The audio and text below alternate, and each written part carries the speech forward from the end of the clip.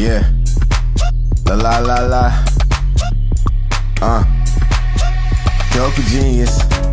I know the reason they count me out, cause it's so convenient. But I don't mind that, never mind that. I'll remind you, time is deceiving.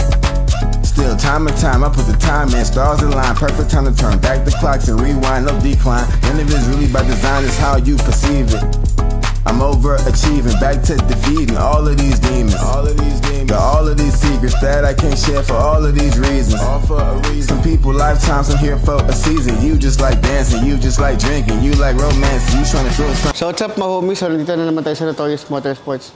Another project car na naman itong gagawin natin. So eto, ang ginawa natin, naglagay tayo ng 4 na tip. So 4 na acrophobic tip. Tapos gumamit tayo ng Borla na muffler. Yan. So, kailangan kasi sa mga Mustang, may muffler pa din na malaki. Para hindi puro ingay lang, kailangan may back pressure pa din. So, dito, nag 3-inch pipings tayo. Gumamit tayo ng mga laser cut flanges para maiwasan yung singaw. Siyempre, 304 stainless ang gamit natin. Tapos yan, X-pipe.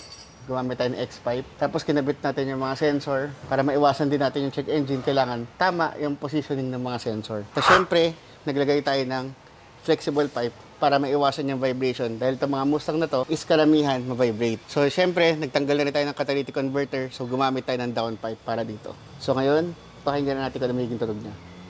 So, what's up mga homies? So, ito na rin. Lagyan na rin natin siya ng air intake. So, complete setup na to. So, aantay na lang natin to sa dyno kasi ida-dyno pa natin siya.